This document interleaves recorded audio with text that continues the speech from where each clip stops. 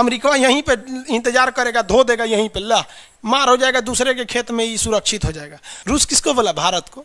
हिंदुस्तान को कहा कि हिंदुस्तान तुम हमारी ज़िंदगी आज बचा लो, ज़िंदगी भर हम तुम्हारा एहसान नहीं भूलेंगे। तो जो रूस था वो बहुत खुश हुआ भारत पे और कहा कि जीवन में कभी भी ज़रूरत पड़ेगा तो हम तुम्हारे साथ खड़े रहेंगे। एलटीटी वालों ने मार दिया, और जब अमेरिका चला गया ना तो भारत एलटीटी वालों को मार दिया, जा यहाँ पे। इसलिए एलटीटी वालों ने मिला तो सोनिया गांधी के लड़का राजीव गांधी को उड़ा दिया, कहा कि तुम हमारे साथ खिलवाड़ कर रहा था। अब अमेरिका के लिए ना एगो नया दुश्मन हो गया, कौन? भारत। क्योंकि अमेरिका जान रहा था कि यही चोट्टा किया है, इसी की वजह से भागे हैं, इसलिए अब वो भारत से भी बहुत खफा हो गया। कहा कि भारत हम तुमसे भी अब बदला लेंगे। अमेरिका का दुश्मनी उस समय भारत से भी हो गया, चाइना से भी हो गया, रूस से तो पहले ही दुश्मनी था। अब जब 1945 में द्वितीय विश्व युद्ध खत्म हुआ, सेकेंड वर्ल्ड वार जब खत्म हो गया था, तो सेकेंड वर्ल्ड वार खत्म होने के बाद इन लोगों में आपसी वर्चस्व की लड़ाई चालू हो गई, हम पावरफुल या तुम पावरफुल। अब इसे कहा गया शीत युद्ध या कोल्ड वार।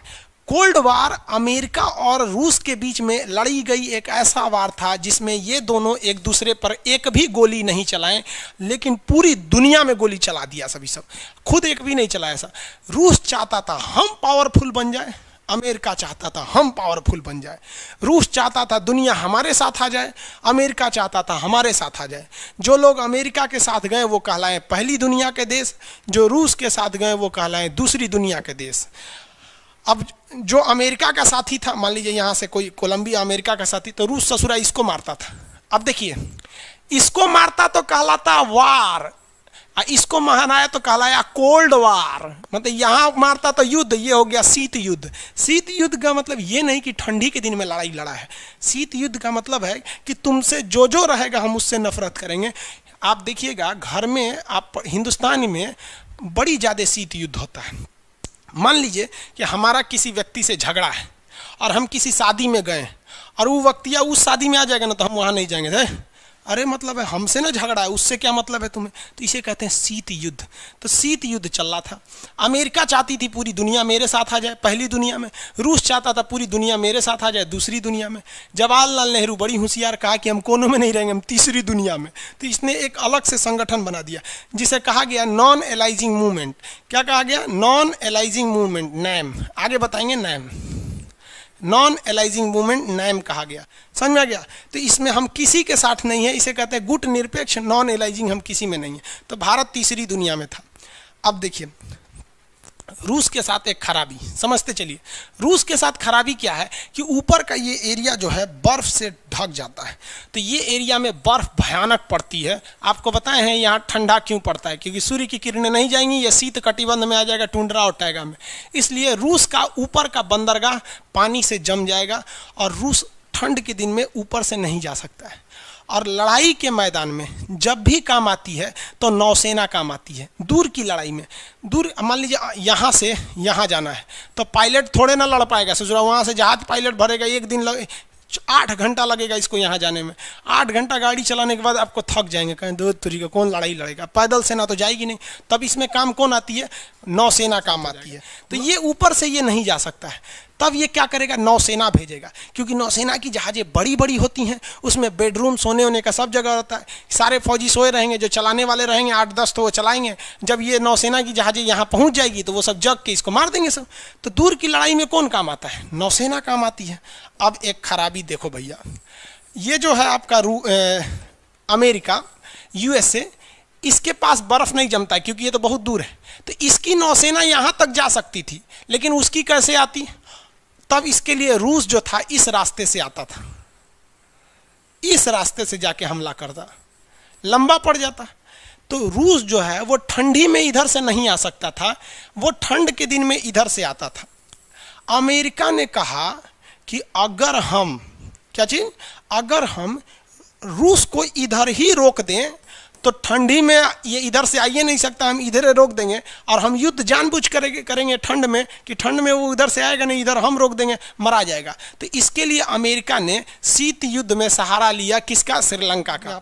अब तो अमेरिका ने श्रीलंका को खूब पैसा दिया, करोड़ों रुपए मदद दिया कि रेलवे बनाओ, ये बनाओ, वो बनाओ, दुनिया भर का चीज़।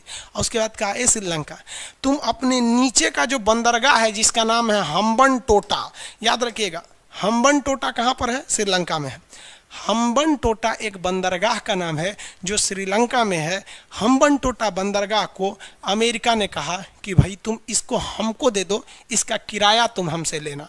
हम यहाँ पर रडार और ट्रांसमीटर स्टेशन बैठाएंगे जो ये बता सके कि यहाँ से कितनी जहाज़ें गुजर रही हैं। तो श्रीलंका ने कहा ठीक है, ले लीजिए, आप किराया देबे करेंगे, इतना हमको फ्री में मदद करबे किए, एगो बंदरगाह ले लीजिए, क्या हो जाएगा। श्रीलंका ससुरा निकला लोल, इसको पते नहीं कि इससे सबसे बड़ा सरदर्द हो जाएगा रूस को। और अभी चल रहा है शीत युद्ध। शीत युद्ध में दोनों जो है एक दूसरे के कट्टर दुश्मन थे सब। शीत युद्ध में दोनों क्या थे? एक दूसरे के कट्टर दुश्मन। अब ये बकलोल निकला श्रीलंका, दे दिया उसको बंदरगाह। अब यहाँ पर ये ट्रांसमीटर स्टेशन लगाने का काम चालू कर दिया। कौन रूस जो था, रूस अगर चुपचाप हाथ से हाथ पे रख के बैठता तो रूस तो मारा जाता।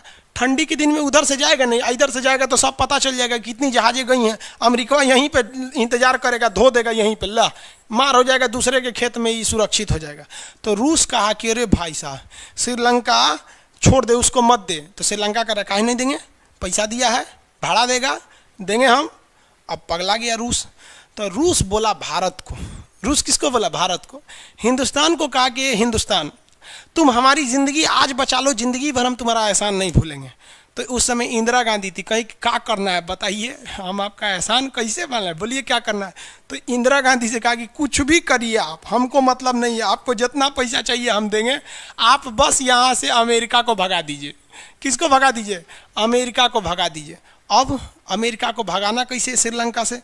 तो श्रीलंका से भगाने के लिए भारत ने चाल चला। भारत ने क्या किया कि तमिलनाडु, ये श्रीलंका के, ये भारत का निचला राज्य तमिलनाडु, तमिलनाडु के बहुत से लोग श्रीलंका में काम करते हैं, बसे हुए हैं श्रीलंका में। तो भारत ने कहा एक काम करते हैं, श्रीलंका से कैसे अमेरिका को भगाएंगे।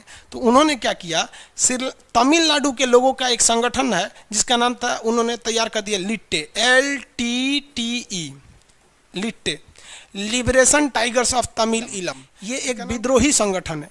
ये घुस गया श्रीलंका में और कहा कि श्रीलंका को दो भाग में बांटो, ऊपर का श्रीलंका मेरा और नीचे का श्रीलंका मेरा। ये भाई श्रीलंका का हम तो अपने छोट हैं, हमरा और बांटेगा तो हम खत्म हो जाएंगे।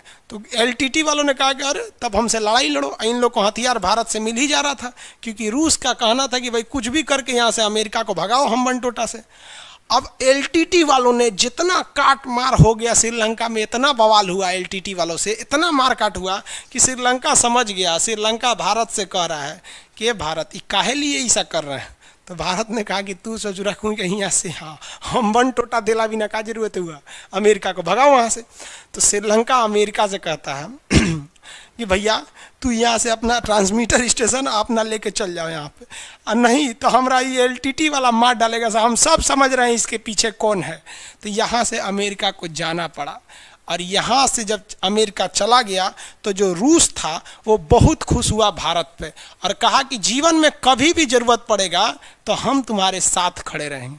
तो आप बताइए रूस भारत के साथ रहता है कि नहीं रहता है? रहता है। श्रीलंका में हम्बनटोटा के चक्कर में बहुत लोग मराए थे लोग, LTT वालों ने मार दिया। और जब अमेरिका चला गया ना तो भारत LTT वालों को मार दिया, जा यहाँ पे। इसलिए LTT वालों ने मिला तो सोनिया गांधी के लड़का राजीव गांधी को उड़ा दिया, कहा कि तुम हमारे साथ खिलवाड़ कर रहा था, तुमको उससे बंदरगाह भगाना था तो तुम हमको भेज दिया, हम वहाँ पे कितने लोगों को मारे, फिर तुम हमको मार दिया। तो अंतर्राष्ट्रीय चीज़ों में कोई किसी का दोस्त नहीं होता है। LTT की समस्या कहाँ पर है? LTT संगठन श्रीलंका में थी, मारे उड़ के ख़त्म कर दिया गया। समझा कैसे? LTT ने किसको भगा दिया? अमेरिका को। हम लोग किसको भगा दिए? LTT को, बाढ़ में जाओ। इसका बदला चुकाना पड़ा राजीव गांधी को, बम से उड़ा दिया सब राजीव गांधी को। आज भी रूस जो है, आज भी रूस किसके साथ रहता है? भारत के साथ। हम लोगों ने उसका बहुत बहुत कांड किया है। अब अमेरिका के लिए ना एगो नया दुश्मन हो गया, कौन? भारत। क्योंकि अमेरिका जान रहा था कि यही चोट्टा किया है, इसी की वजह से भागे हैं, इसलिए अब वो भारत से भी बहुत खफा हो गया। कहा कि भारत हम तुमसे भी अब बदला लेंगे। इसके लिए अब वो देखिए ये यहाँ क्यों आना चाहता था? शीत युद्ध में डायरेक्ट हमला नहीं करेंगे हम, तुमको घेर घार के रखेंगे ताकि हम कभी भी तुम पे भारी पड़े। अब यहाँ पर है नेपाल, अब यहाँ देखिए आते हैं अमेरिका अब कहाँ एंट्री मार रहा है? नेपाल में। सोचा कि अगर नेपाल में घुस जाएंगे तो हमारा नया दुश्मन बना है भारत, इनको भी देख लेंगे, चीन को भी देख लेंगे, और यहाँ से जहाज़ लेके सड़क से घुस जाएंगे रूस में। यहाँ से कितना मिनट लगेगा? 20 मिनट में तो रूस घुस जाएंगे। इसलिए अब अमेरिका का निशाना श्रीलंका नहीं था, अमेरिका का निशाना था नेपाल। अब ये नेपाल में एंट्री कैसे करे? तो इसने क्या किया, देखा कि नेपाल के लोगों में आँख खराब होने की समस्या बड़ी ज़्यादा है, वहाँ की जलवायु ऐसी है कि बड़ी जल्दी आँख वहाँ डिस्टर्ब हो जाता है। तो अमेरिका ने अपने हजारों डॉक्टरों को नेपाल में भेजा और कहा कि देखो यहाँ के लोगों का आँख खराब हो जाता है, फ्री में इलाज करो। तो अमेरिका से आँख के हजारों डॉक्टर आए, फ्री में इलाज किए। यहाँ पर हॉस्पिटल खोला गया, कॉलेज खोला गया, यहाँ एक से एक आँख के डॉक्टर को बनाया गया। समझ में आ गया कि नहीं? आज भी आँख का इलाज होता है नेपाल में बहुत अच्छा से। नेपाल पूछा कि अमेरिका इतना तुम पैसा काहे खर्चा कर रहा है हमारे ऊपर, तुम्हारा आँख का डॉक्टर फ्री में, कॉलेज फ्री में। तो नेपाल का भारत ने, अमेरिका ने कहा, ए नेपाल सुनो ना, हमको तुम यहाँ एगो एयरपोर्ट बनाने को दे दो भाड़ा पे, हम उसका किराया देंगे, बनाएंगे हम ही, सब किराया देंगे। नेपाल का ठीक है ले लीजिए, कोई दिक्कत नहीं, आप हमारे लिए इतना कर रहे हैं। बकलोलवा इसको समझ में नहीं आ रहा है श्रीलंका का भी क्या हाल हुआ है कितना लोग कटाए हैं वहाँ श्रीलंका में, 6 लाख लोग मरा गए थे वहाँ। श्रीलंका का क्या, अभी ये एयरपोर्ट देने जा रहा है। जब यहाँ उस समय नेपाल में प्रधानमंत्री नहीं होते थे, राजा होते थे वहाँ पर, तो ये कहा ठीक है ले लीजिए हमसे एयरपोर्ट। जैसे वहाँ का राजा कहा कि ठीक है एयरपोर्ट ले लीजिए, नहीं खबर लीक हो गया। चाइना कहा कि रे नेपालवा कहीं चोट्टा कहीं का, तुम हमरे सीधाने ले आके तुम चाइना को देगा, अमेरिका को देगा। अब नेपाल कहा कि हम तोड़ा ना छोड़ेंगे। तो भारत ने कहा कि भाई चाइना उससे निपटा देगा। चाइना यहाँ पर ना, चाइना के उस समय राष्ट्रपति हुआ था माओ त्से-तुंग, माओ राष्ट्रपति थे। तो माओ ने अपनी 2-4 गो आतंकवादियों को घुसा दिया, जिसे कहा गया माओवादी। क्या कहा गया? माओवादी। भारत ने क्या घुसा दिया था? LTT। चाइना ने क्या घुसा दिया? माओवादी। अब ये माओवादी चाइना में घुस गए। चाइना को पता था कि भारत ने श्रीलंका से अमेरिका को कैसे भगाया, यहाँ अशांति पैदा करके। तो ये भी कहा कि हम भी नेपाल में अशांति पैदा कर देंगे, नेपाल अपने कहेगा अमेरिका चल जाइए वरना हमारी शांति भंग हो जाएगी। माओवादियों को घुसा दिया और माओवादियों को चाइना ने हथियार दिया, मार धड़ाधड़ माओवादी नेपाल में मारने लगे। तो कहते यहाँ राजा नहीं रहेगा, यहाँ हमारा शासन रहेगा। राजा कहा कि दे तरीके एगो एयरपोर्ट के चक्कर में हमारा कुर्सी चल जाएगा। तो अमेरिका से कहा कि भैया अपना एयरपोर्ट यहाँ से लेके चल जाइए। तो अमेरिका कहे कुछ नहीं होगा, हम हैं ना, कहा कि चुपचाप चल जाइए यहाँ से, न तो हम आप रहेंगे हम नहीं रहेंगे। तो अमेरिका यहाँ से भी चला गया। अमेरिका का दुश्मनी उस समय भारत से भी हो गया, चाइना से भी हो गया, रूस से तो पहले ही दुश्मनी था। अभी बताइए इसमें बेचारे नेपाल के लोग मारा गए माओवादी के चक्कर में। ये इसका मेन कारण क्या था? Cold war.